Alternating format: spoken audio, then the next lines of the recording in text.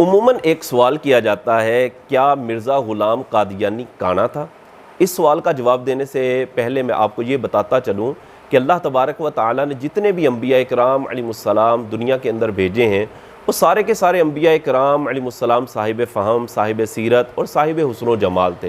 यानी अल्लाह के जितने भी अम्बिया दुनिया में तशरीफ़ लाए हैं, कोई भी नबी ऐसे नहीं है कि जिनके अंदर कोई ज़ाहिरी या बातनी तौर पर ऐब हो।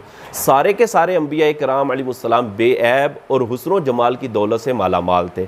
आप हज़रत आदम अलैहिस्सलाम से लेकर हमारे आका सल्लल्लाहु अलैहि वसल्लम की सीरत पढ़ कर देख लें, आपको सारे के सारे अम्बिया इकराम हसीन व जमील ही नज़र आएंगे।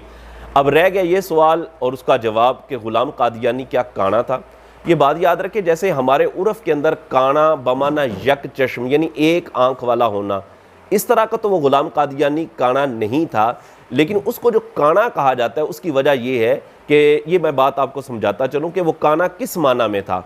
आप कभी मौसम बरसात के अंदर ना छत के ऊपर अपनी एक चारपाई, लकड़ी वाली चारपाई रख देना और उस पर पूरी रात बरखा बरसे, बारिश होती रहे, जब सुबह आप उस चारपाई को देखेंगे तो आप देखेंगे कि उसका एक पाया ऊपर हो चुका है और दूसरा पाया नीचे हो चुका है, जिससे हम पंजाबी के अंदर ये कहते हैं कि मंजी नू कान पै गई है।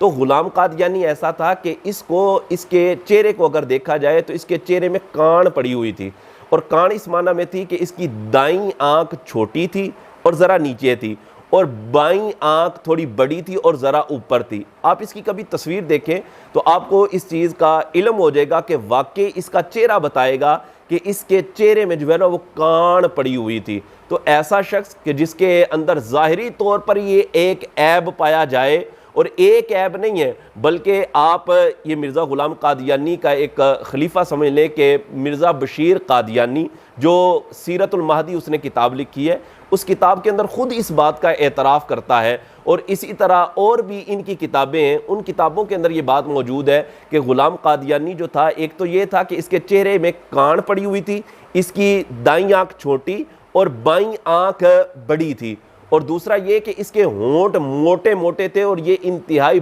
बदसूरत आदमी था। और इसके अगर अखलाक को देखा जाए, इसके अगर किरदार को देखा जाए, इसकी तज़ाद बयानियों को देखा जाए, तो इसको नबी मानना तो कुजा है, इसको कोई बंदा शरीफ आदमी मानने के लिए तैयार नहीं होता, जिस तरह की इसकी हरकतें थी। तो लिहाजा ये काना है था, लेकिन जिस तरह हमारे उर्फ में काना यानी यक चश्म लिया जाता है, इस तरह का वो काना नहीं था, बल्कि इसके चेहरे में कान पड़ी हुई थी। यानी एक तरफ से इसका चेहरा उठा हुआ था और दूसरी तरफ से इसका चेहरा नीचे था। तो इस माना में ग़ुलाम कादियानी को काना कहा जाता है।